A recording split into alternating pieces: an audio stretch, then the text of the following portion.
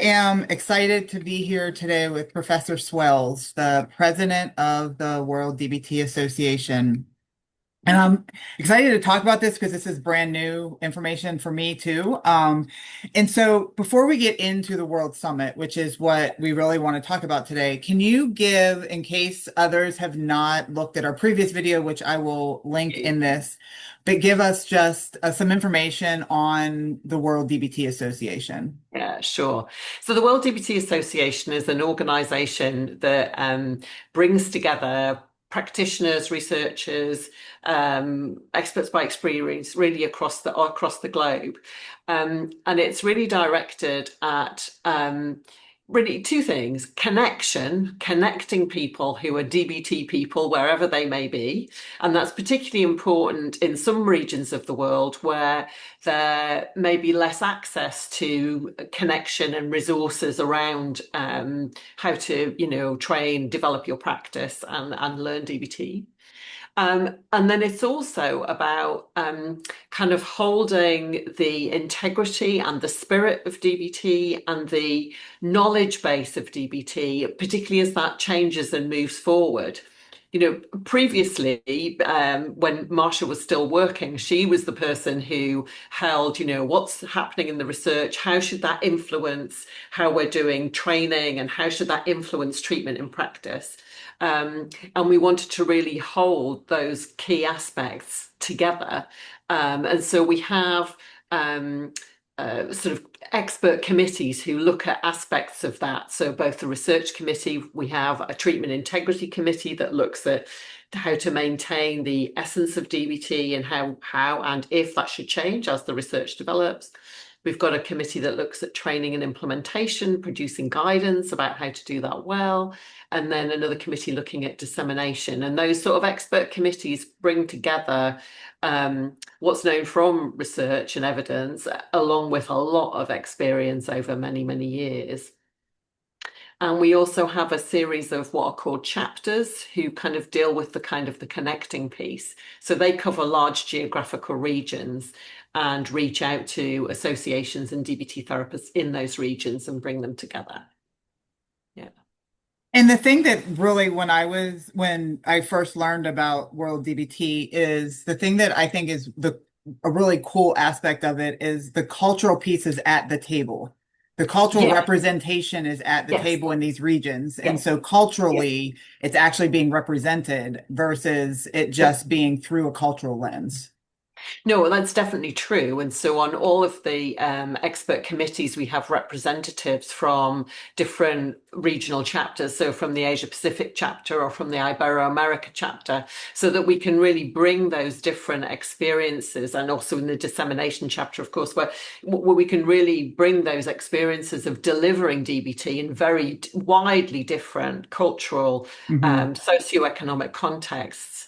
To our understanding. And I think that's sometimes one of the big challenges of kind of working together and thinking, how should DBT be in a place that looks so different to the context in which DBT was developed? And also it's the thing that's most exciting. We will, of course, in addition to, so we will have at the summit, we will have people from different regions of the world talking about that. And also we will have some specific sessions where people talk about how you might integrate some of your understandings about that into your work.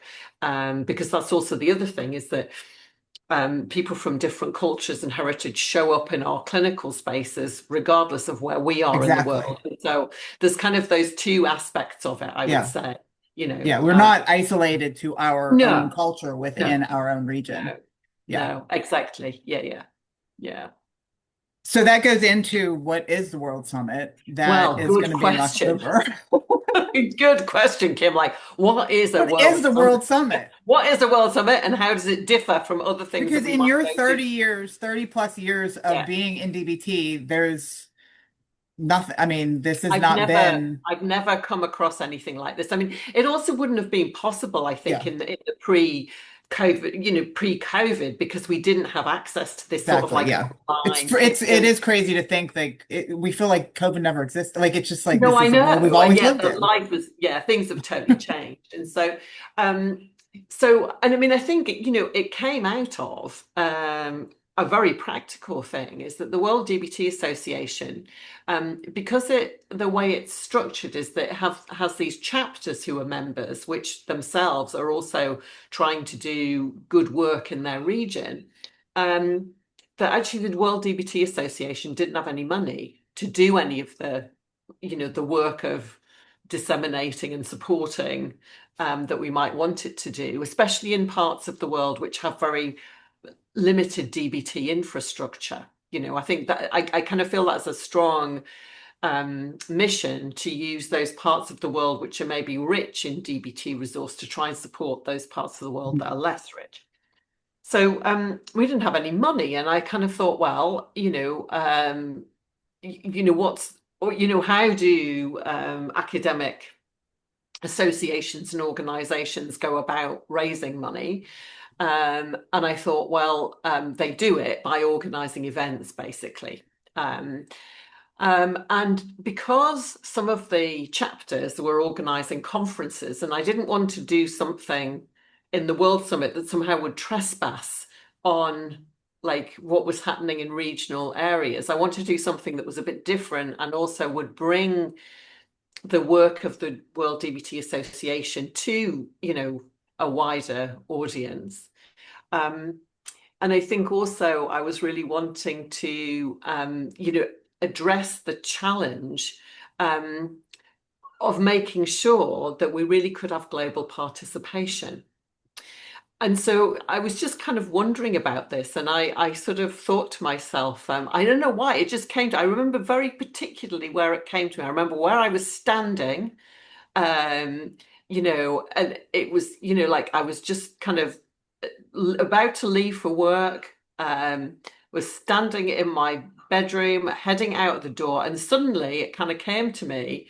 Yeah, I mean, and the first thought that came to me was, well, if we want an event, it needs to be a bit of a spectacle. And so I thought, well, I'm sure I could do 24 short talks about DBT. And if I stayed up 24 hours and people could join them, that would be a bit of a spectacle. And kind of people would be like, what is this woman doing?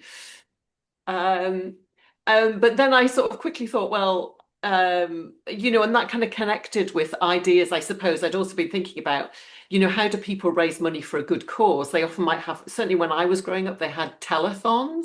I don't even know if they, and so that's kind of how I got this idea for a DBT-a-thon. And kind of thought, well, actually, it doesn't just need to be me. And actually listening to me give 24 little talks over 24 hours would be fast putting people to sleep. So what I needed to do was to involve people. Yeah. So and I guess the other thing was that it's about 6 years now since I edited the Oxford Handbook of DBT. And what I remember from that process, and of course hindsight is a wonderful thing, but what I remember from that process was just really enjoying with connecting with all of the people who do stuff in DBT and bringing all of that expertise together. So this is also a little bit of a let's get the band back together moment, as well as also bringing in new, more, younger voices who are beginning to make an impact on the DBT scene. Yeah. So I don't think I've answered your question. Well, no, I think you did. I think because what I'm hearing is that this summit really came out of the pure mission of the World DBT Association. Yes. Like definitely. it is, because outside of this, it's very hard to replicate or to do national conference because you're still in your bubble in your region. In your region, and so the real challenge has been to, I mean, people have been exceptionally generous. I mean, everyone who we've invited has said yes. And then though we have to try and schedule people so that it's not too horrendous for them in their time zone, and also that people get to hear maybe voices that they don't normally get to hear in their time zone. And so we're still doing that, a bit of that juggle. Mhm.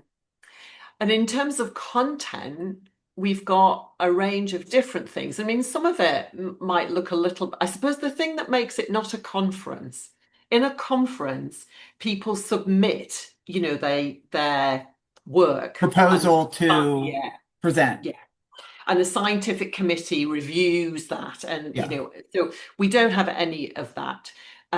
Basically, the way we've structured it, and this relates to its sort of 24-hour structure, is we've made six 4-hour segments, and each 4 hours has a similar structure, so that kind of people can get a bit of a sense of the pattern of the event.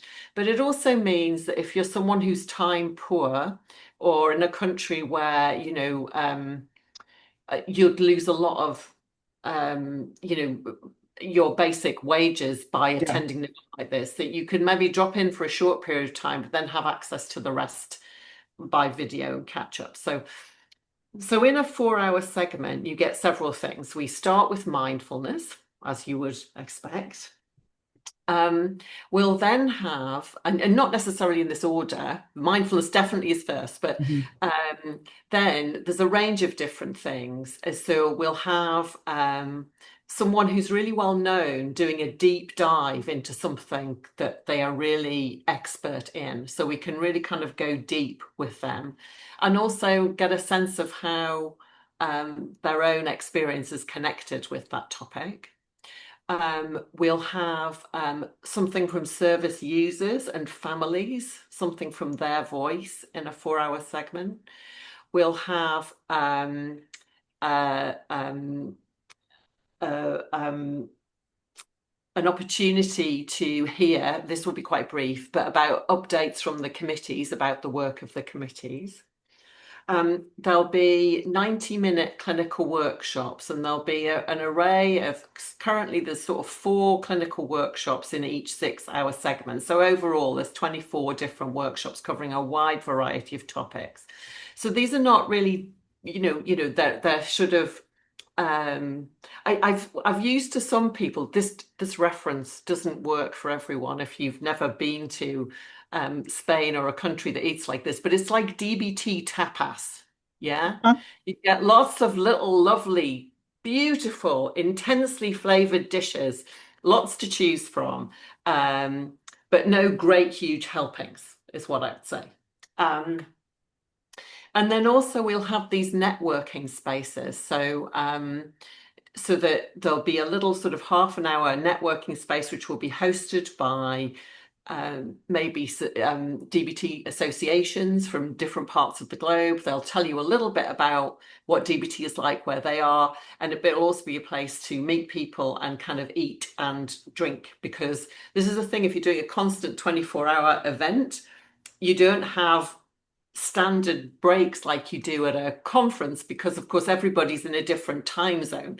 So you have to build in something which people can engage with, but they can also refresh themselves as well. So that'll be the kind of little kind of tapas in each 4-hour segment, and then there's 6 of those going across the 24 And hours. so there's a huge connection piece in each of those Yes, segments. yes, there is. And there's And representation from different cultures within from them. different cultures and different, and that's of course what you discover when you're doing these time zones, is that when it's early in the morning in New Zealand, then it'll be kind of, late morning, midday in North and South America the previous day. And so, so you can have people from, Asia Pacific meeting with the North American folk, and then at different times you'll meet different people from different parts of the world in those networking spaces. Yeah. So when you register, do you have to sign up for a specific segment? No, no. When you register, you just get a ticket to the whole event, and it also, this is the wonderful thing, is when you do that, it'll automatically arrive in your calendar, so you don't have to think about like what time will it be, and then you can also see on the screen, when you're looking, you'll be able to see what's happening at what time in your time zone. Oh, okay.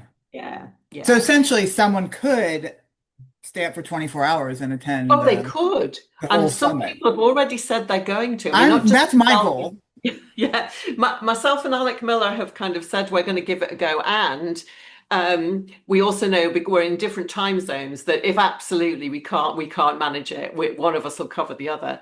And then also colleagues in other parts of the world have sort of said that they're going to stay up 24 hours. There are people in the UK who are planning pajama parties to do the whole thing. So yeah, so we hope that and that's the spirit really. It's a Yeah. kind of a community event. And also, we have got like the A list of people in DBT talking at this event and presenting. Yeah. Well, and that's the other piece I want you to talk a little bit about is the those that are going to be there and who Yeah. are going to be presenting, because I know from the beginning of when this was first Yeah. talked about, there's been a lot of very thoughtful decision making Yeah. in who is going to be there because of this being the first of its kind Yeah. and fulfilling that Yeah. multiple missions, right? Not just the Multiple mission of yeah. dissemination, but the mission Yeah. of there's a lot of Yeah. new clinicians that Yeah. haven't met the A No. list. No, they haven't. And we hope that this is their opportunity to meet the Yes. A-list. Yeah. So we've got people there who would, be recognizable as, people who were right there with Marsha right back at the beginning, people like Alan Frazzetti, for example, and Kay Comtois, Jennifer Sayers, so people who kind of, Tony DeBose, people who worked alongside Marsha, both in the Mhm. development of this treatment and on clinical teams with her.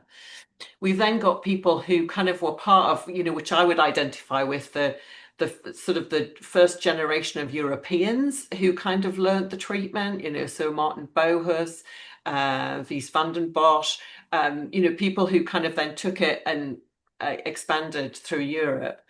And We've those got individuals on that side, like I'm in the US, so those individuals are the individuals that I hear about, Yeah, no, right. And so right? you get to hear Yes. what they have to say, Lars Yeah. Schmeler, so and then we've got people who, of course, have done the major adaptations, like obviously Alec Miller and Jill Rathers will be there doing a workshop. Charlie Swenson will be there.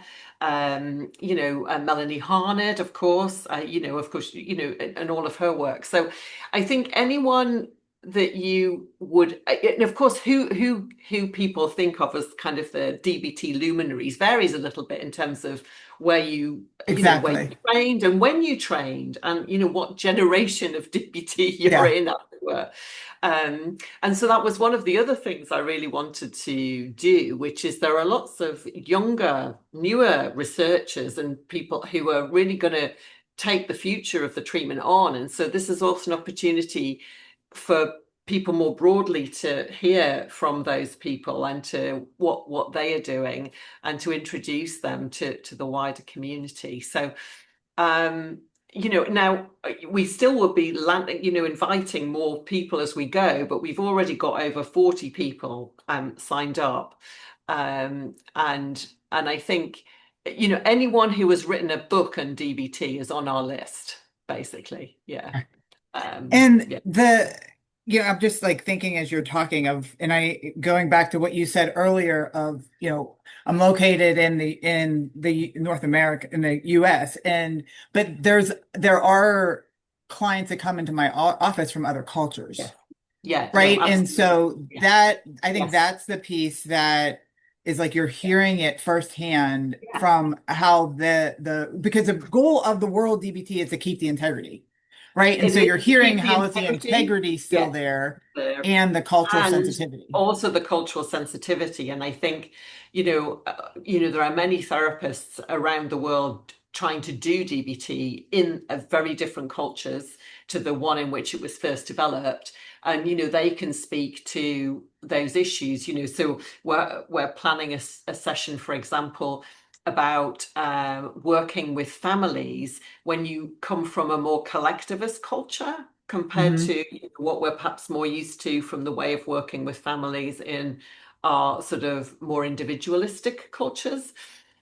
So we can hear about that, and then we can also we've got people coming who are going to talk about that, what are some of the issues as you're trying to address that in the therapy room. So I think that's really important, and also to hold this aspect of, and again, that's an interesting thing that I think might come up under in some of these deep dives about, what's the essence of DBT, and when we say the fidelity and the integrity of the treatment, what exactly do we mean by that? And it's an opportunity to explore that, I think, during different parts of the summit as we go through. Well, and I think thinking about the bubbles that we live in, right? Like I live in a very specific westernized Yeah. bubble that we think that I can be culturally sensitive by, I don't know, updating myself on the research and that, which is true. And it Yeah. also can tend to, like, what I pay attention to myself is like, I don't need to adapt the treatment, right? No, Like to look at it from a cultural perspective, the no, I think treatment that's right. underpinnings don't need adapted No, necessarily. and I mean, I think, what's one of the, brilliant things about DBT, because it's dialectical focus, and there was always this idea of how does a person's presenting issues as they would describe them transact, both with their biology at one level, but also with society and culture on the other. Um, and I think the thing is, whilst it is incumbent upon us to, learn as much as we can about the cultures and the heritages of the clients that we see, and at the same time, we don't want to be making global assumptions about Exactly. all people from those cultures and Hmm. heritages, And so there's a kind of a dialectical task there. And I think we'll be covering both aspects of those in the summit, both you know, learning more about what's happening, what are the cultural challenges that people face when they try to bring DBT into a culture very different from the one in which it was developed. But then also, like, what about the issue just about us and our own positioning, and how do we have sensitive conversations with people who come from heritages and cultures which are very different to our own? Yeah, which I think will be a very exciting part of the summit. I I mean I feel like this whole process that you're going to come out with benefits that you didn't go in with. Yeah, no, I mean that's what we hope. Just the kind of the bringing together of these different perspectives and hearing different things that, obviously, some of as I said, it's tapas. These are short things, and it's an opportunity to think and hear things maybe from different perspectives, and also to meet up with people who, you would never otherwise come across, um, and particularly in the networking spaces. Yeah. Is there going to be an opportunity for resources at the end or resources throughout if someone, because it is those tapas, right? Like if Yeah. somebody, if there is, an adaptation or a cultural piece, will Yeah. there be opportunities to get further Everything resources? everything will be recorded, and so you will have access to the event for a full year after it's happened, Oh, so that okay. you can then, you know, you So you don't have to go have and one eye open trying to listen you to something don't. that No, you you wanted to don't. listen No, to. and so, like, that's why I was saying, we because not everybody would be able, either, financially or physically or just because of their internet availability, to be able to be there for the full 24 Yes, hours. So it's all going to be recorded, and so you can access it afterwards, basically. for a Yeah. year afterwards. Yeah. Yeah. Okay. What was your, it's just like a fun question here. What has been your, like, the most fun, like the funnest part of this process for you? Um, Well, I mean, I think it's like I said, it's being the kind of connecting with people and feeling them getting excited about the idea of it and bringing them along, I mean, the things that have been really, like getting the platform to work and kind of dealing with glitches, and, there's still the odd glitch here that we're still trying to work on. That is definitely not fun. Yeah. But and the people who've really stepped up to help, and again, they are people from, across different parts of the world, different communities in DBT. That's just a real pleasure, So we've got a clinician from China, a clinician from South America, and a clinician from Europe working together on the network spaces, and that just gladdens my heart because we're kind of really connecting together. Yeah. Yeah. So as exciting as it is for you to be sort of the pioneer of the World Summit, this is an opportunity for clinicians of all Yeah. levels, but even, Yeah. the newer clinicians that may Yes. even be new to their regional conferences to Oh be yeah, able to be definitely. a part of like the first, because this is Oh hopefully yes. going to be Yeah, like yeah. literally just the first, Well, and then like it is a DBT, which what we're on year 30. And so it's like I was at the first World DBT Summit. yeah, no, exactly. And we do hope that people will have that feeling. Yeah, I was at the first World DBTA Summit.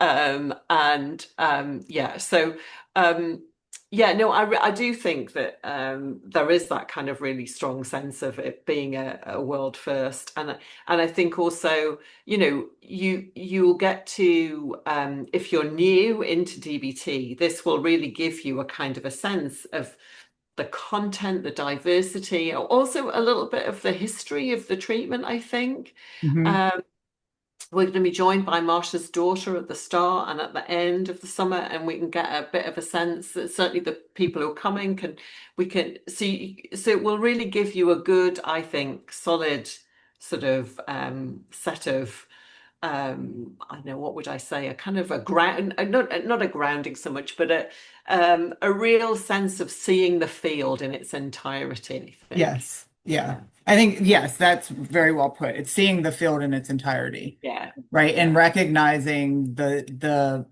depth of the diversity within it when, again, going back to our bubbles, right? Like our bubbles yeah. alone can make us sort of blind to the depth of the Yeah. diversity that's actually in the treatment.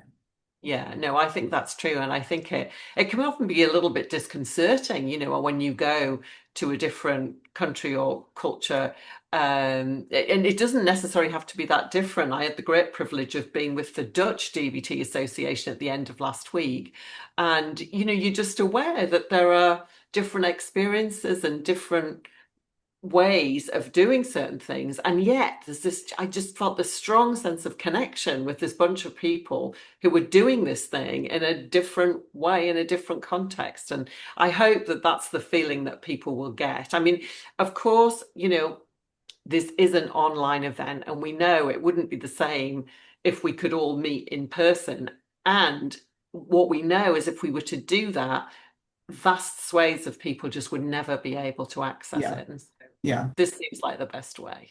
Yeah. And how often we go to conferences and a marginalized community or cultural, it's not as much intent and Mm. planning it goes into it. There isn't a lot of representation Yeah, from yeah, other yeah, yeah. regions. No, exactly.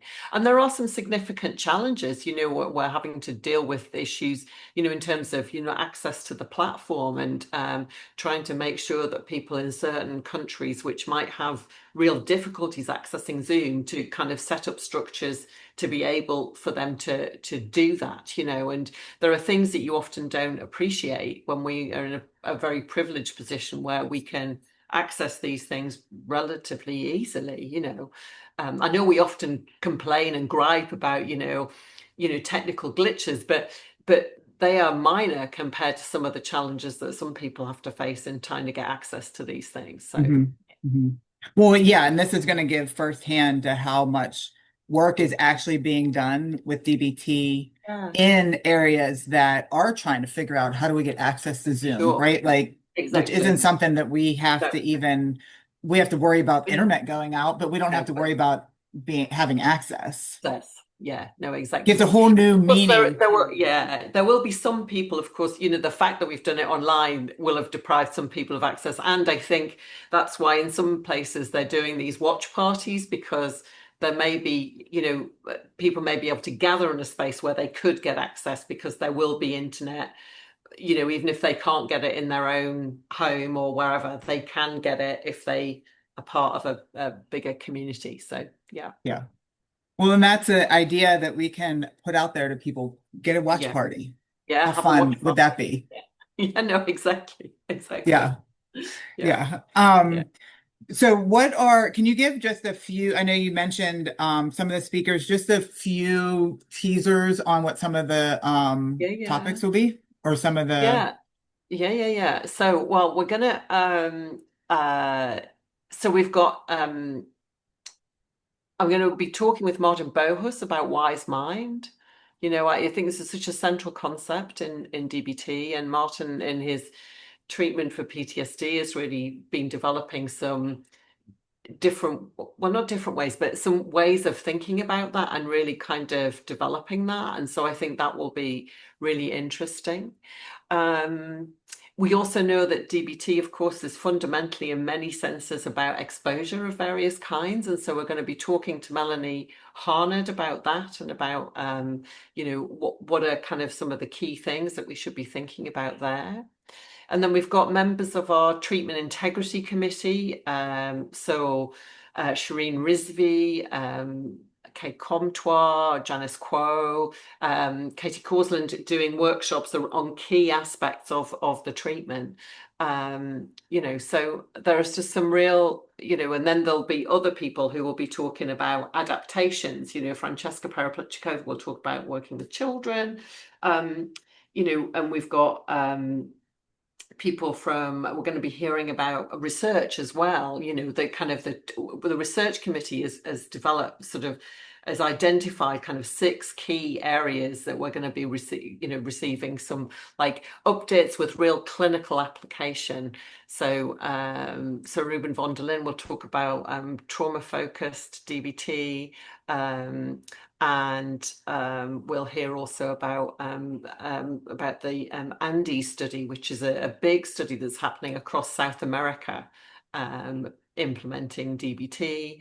We'll get an update from Julieta Azevedo about the latest research in DBT, but again with this focus on like what can we as clinicians take from that. So I think I think there'll be something for everyone, you know?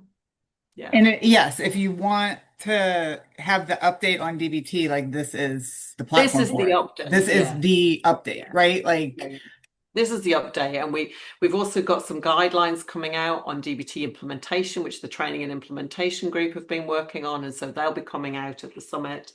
We'll be hearing from Shan-Ling Kang, who's the president of the Asia Pacific DBT, about her experiences of implementing in the Asia Pacific region.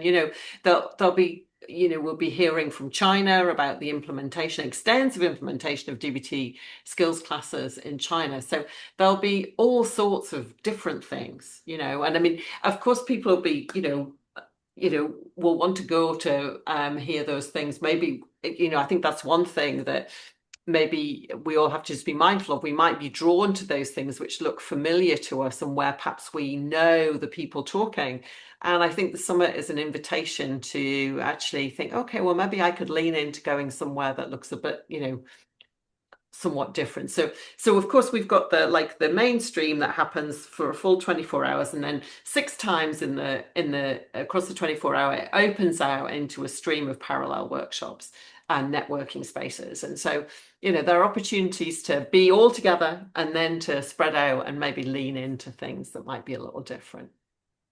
so it's sort of like when I look at, ask clinicians about doing an internship or a practicum, like don't go and apply to where you know that you're comfortable and that Yeah, you no, know that you're exactly. going to enjoy. Like Yeah. go and apply somewhere that is going to get you out of your comfort zone so that you can learn something to come back to your Yeah, comfort no, zone with. absolutely. To learn something different and have your, in that dialectical spirit, we know what we know.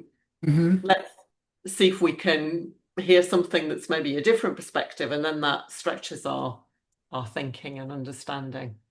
Yeah. Because, I mean, like we said before, regardless of what region you're in, Mm, you could have clients coming into your office from a different absolutely. region and a different Exactly. culture. Yeah, yeah. Yeah. And we might not be asking about the things that we need to ask about, and just hearing clinicians from different perspectives talk about the work that they do can just really help shape our own practice. That's what I Hmm. hope, is that that we'll hear from clinicians and researchers from across the world, also from people with lived experience and living experience. There's going to be a lovely piece from people who were previously clients in DBT but have gone on a journey and who are now therapists in DBT. So we've got representatives from different countries who've navigated that journey. Cool. And so I think, yeah, I You've hit every yeah, piece of trying to this, kind of think about all those different which is why you go to a tapas restaurant, right? Because you yeah, want to right, try all exactly. the different That's things. it. Exactly, you got it, Kim. With Yes. that's the tapas concept. Yeah, Yes. yeah, yeah, Yes. yeah, So what, okay, here's a logistical question that I'm yeah, wondering. So if I'm wondering it, others yeah. are probably wondering, how does the language work? Yeah, well, the language of the summit is English, yeah. And we are still actively working on the different options for language, with a group of people who obviously are expert about that. We know that there are some people who are really expert translators in DBT. Um, and there certainly will be options for certain things that will be translated um, like live during the event. And also, some of the things might be translated afterwards because it's recorded, just because the number of DBT translators Yeah.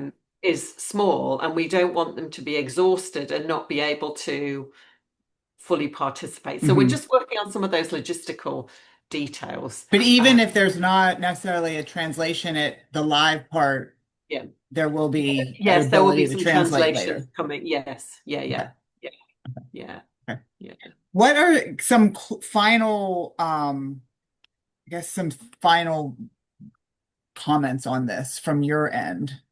Just like, come, join us. This is Yeah, like a time for come, us to come come. together. Yeah, sign up, come, Fun. take part.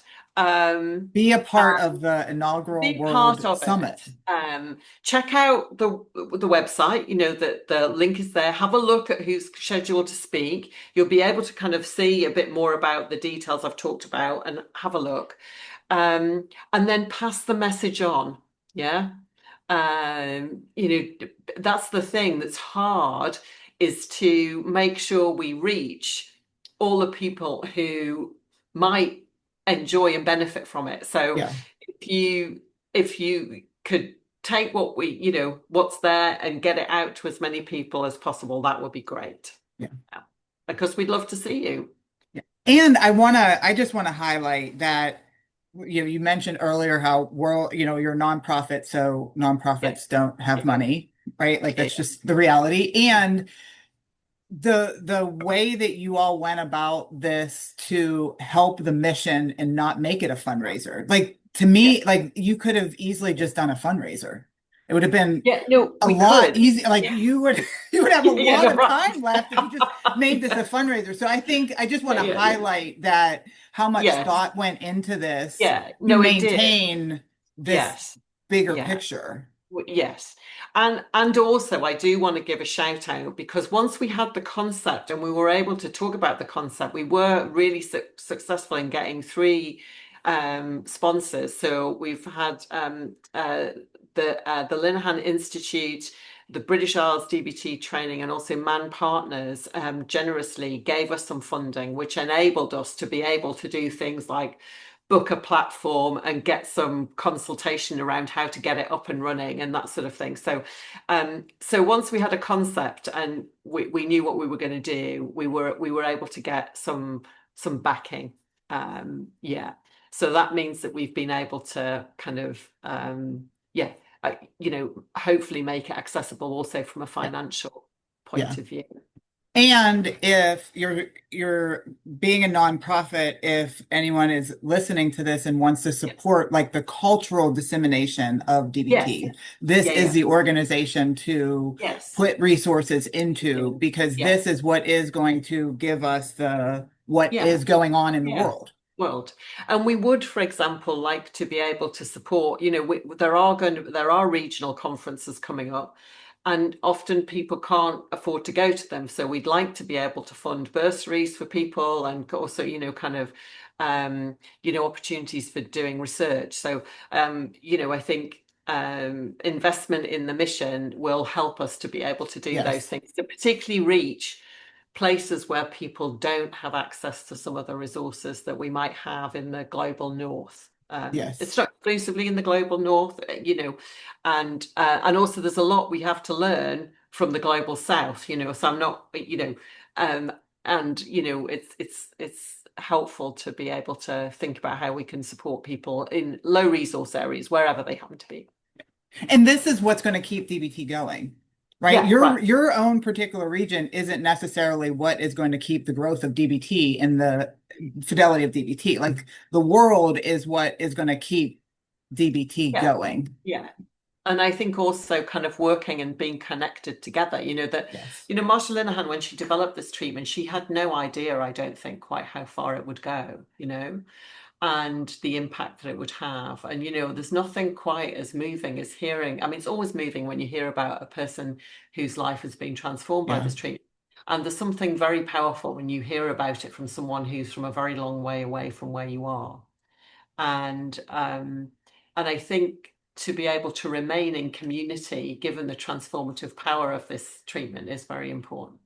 Yes. And to be able to support the community to deliver it, right? Yeah. Like we Yeah. have consumers that can't access it, but the clinicians have access, where we're Yeah, hitting exactly. That's the communities that thing. don't even have access. No, exactly. And so we're not ever going to be in a position as the World DBT Association to deal with providing service. But what we can do is we can support clinicians to be Exactly. able Yeah. to Yeah. further their own learning and development.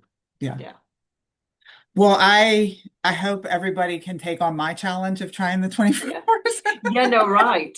I mean, we'll see. I Yeah. mean, it'd be a fun little social media, Yeah, no, post your exactly. watch I think it will, and parties, I, post I think like, there'll be people posting, what they're doing, yes. and I think that would be great. That I would be mean, great. it's like make it, it is the first, right? Like you want to It be is. the first to Yeah. attend the World Summit Yeah. and maybe the first time since grad school that you stayed up for 24 hours. Well, right, exactly. Yeah. No, exactly. So, yeah. So we're just hoping to welcome as many people as possible and that we can have an enjoyable celebration, really, of the work of DBT and also, be stretched a little bit in the way that we Yeah. think. Yeah. Well, I just want to personally, and I think on behalf of everyone, to just thank you and everyone who helped put this together. Because Yeah. again, this is what is going to move DBT forward. It is, and And I'm deeply grateful to the people who've stepped forward to help and support because they're never the people who've got nothing to do. They're always people who are quite busy but are very committed, and so yes, they know who they are. If they are listening to this, they know who they yes, are, and they will get, of course, noted at the summit. But yeah, I'm very yes. grateful to them. Yeah, Okay. Well, thank you, Professor Swells, and hope to see everyone who's yeah, watching this. Hope to yeah, see you all there and yeah, watch all of the social media posts and all of the yeah, excitement around it and get your watch party together. yeah. Great. Thanks very much for the opportunity to talk about it, Kim. It's been great. Absolutely.